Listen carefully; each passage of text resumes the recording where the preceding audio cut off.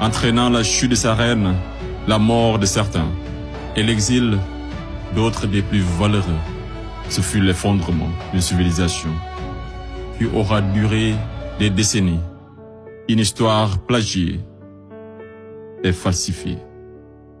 Fin de l'histoire.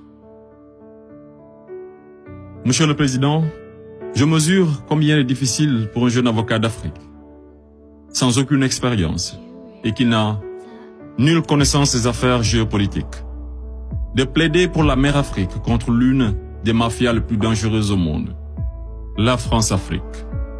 Cependant, quoique trop inférieur à mes adversaires, j'ose espérer que je serai tout de même en mesure de vous exposer clairement les faits, afin que vous n'ignoriez aucune partie de l'objet sur lequel vous êtes appelés à vous prononcer. Je vous prie alors de m'écouter avec bienveillance. Mesdames, Messieurs les jurés, vous n'êtes pas sans savoir que l'Afrique a été réduite à 400 ans d'esclavage, à 250 ans de colonisation. Et aujourd'hui encore, l'Afrique est sous la domination de ces délinquants, ces va-t-en-guerre, criminels en col blanc, ces salauds et mafieux de la pire espèce. Objection! Objection rejetée. Modérez votre langage. Désolé, Monsieur le Président. Le plus grand mal de l'Afrique, je n'ai pas peur de le dire, c'est les multinationales françaises, telles qu'Areva, Bouygues, Bolloré, Total et consorts, qui se cachent souvent derrière les dirigeants français, dont elles financent les campagnes. Et en contrepartie, ces derniers sont tenus de mettre la pression sur certains dirigeants africains, qui, de peur de finir comme un Thomas Sankara, ou un Sylvanus Olympio, ou encore un Muammar Kadhafi, pour ne citer que cela, se voient contraints de leur accorder le plus gros marché, sans passer par aucun appel d'offres, sans oublier toutes les mallettes d'argent qui sont envoyées en direction de l'Élysée, pendant que les pauvres Africains crèvent de faim dans les quartiers délabrés. Et on s'étonne de voir de jeunes Africains désespérés s'embarquer sur le navire de fortune à la quête d'une vie meilleure. Et je vous assure qu'ils sont nombreux parmi ces jeunes à avoir tenté toutes les voies et moyens légaux, mais en vain. Pendant ce temps, la France et l'Union européenne se font des fortunes derrière leur business le plus lucratif, les demandes de visa Schengen, qui sont pour la plupart rejetées sans aucun motif valable.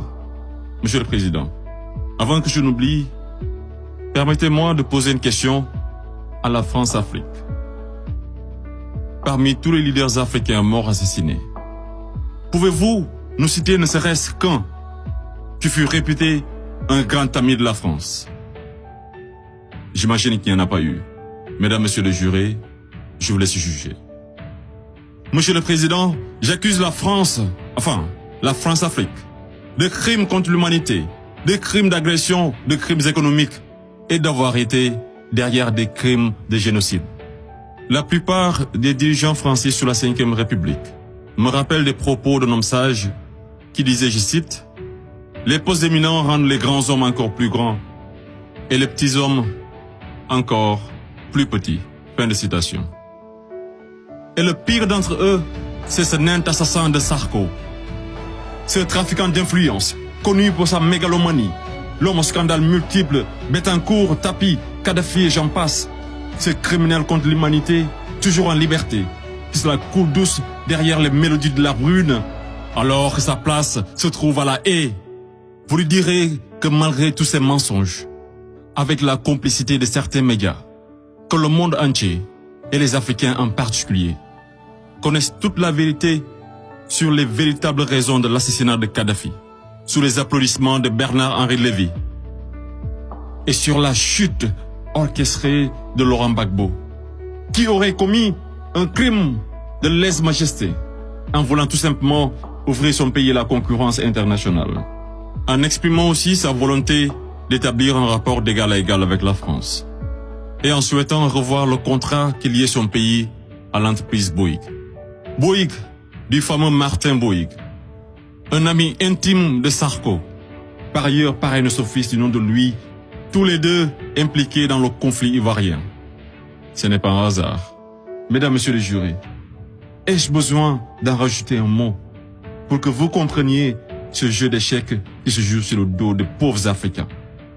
alors qu'ils doivent tout à l'Afrique. C'est grâce aux Africains que vous avez une république que vous appelez la France. C'est grâce aux Africains que vous êtes enrichis. C'est grâce aux Africains que vous avez aujourd'hui votre statut de 5e puissance mondiale avec un droit de veto au sein de l'ONU. Et c'est encore grâce aux Africains que vous avez 2 Coupes du Monde à votre compteur. Qu'attendez-vous encore des Africains? Qu'on vous ramène la Lune? Ayez au moins un peu de décence et respectez les Africains, surtout les Noirs et les Arabes qui vivent en France. Monsieur le Président, je voudrais par ailleurs, et si vous me permettez de parler brièvement de la Cour pénale internationale. Il est un proverbe qui dit « Dis-moi qui tu fréquentes et je te dirai qui tu es ». Je propose de jeter un coup d'œil sur le profil des procureurs de la CPI. Commençons par l'actuel procureur de la CPI, une dame que je respecte pour 2 raisons.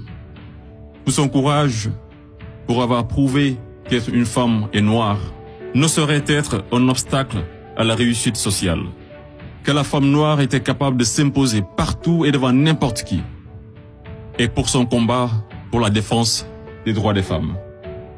Mais devrions-nous faire semblant d'oublier qu'elle fut procureure générale, proche collaboratrice et conseillère juridique du président, et ministre sous l'une des pires dictatures de l'histoire de l'Afrique, sans jamais démissionner? N'est-elle pas comptable de ce régime?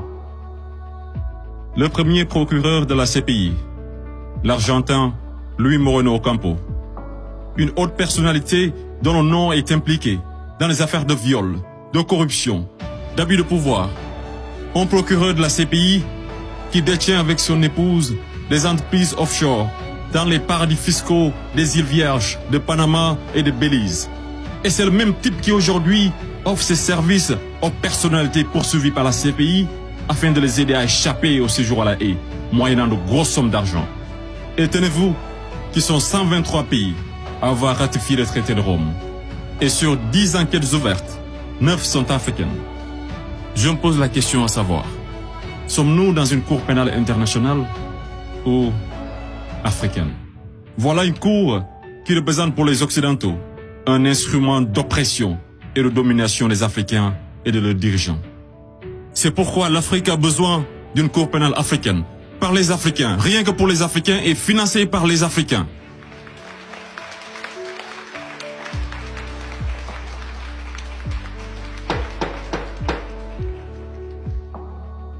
Monsieur le Président, je ne suis qu'un jeune ignorant qui ne prétend point détenir toute la vérité. C'est pourquoi je vous apporte des documents qui vous permettront d'y voir un peu plus clair. À l'exemple de cette copie d'une conférence de François-Xavier Verschave intitulée « De la France-Afrique à la Mafia-Afrique ». Je salue également le courage de ces hommes et femmes de valeur qui osent lever leur voix pour défendre les intérêts de l'Afrique. Je pense au grand Kémy Séba avec l'ONG Urgence panafricaine. Je pense également à notre frère Claudie, à Fatou Diom, au grand Youssou N'Dour, à notre maman Angélique Kidjo, et d'autres artistes des plus engagés, comme Alpha Blondy et Tiken Jah Fakoly, pour ne citer que cela. Sans oublier toutes ces personnalités qui œuvrent pour la promotion des jeunes et des femmes, à l'égard du docteur Anta Sané et bien d'autres femmes de valeur. Monsieur le Président, loin de moi l'idée de proliférer des menaces. Mais si par malheur, la France-Afrique est aujourd'hui acquittée, sachez que la jeunesse africaine l'obligera à quitter. Elle se mobilisera davantage et réunira toutes ses forces vives, hommes et femmes de valeur, sans exception d'âge. Intellectuels, sportifs de haut niveau, artistes de renommée internationale et sympathisants de l'Afrique. Et tous mèneront une campagne dévastatrice par tous les moyens pacifiques afin de dégager un par un ces bénéwiwi, présidents marionnettes de la France-Afrique, en faveur de vrais leaders panafricains véridiques qui auront le courage de mettre fin à la domination de cette mafia et qui décideront de la fin de la plus grosse arnaque de l'histoire, le franc CFA.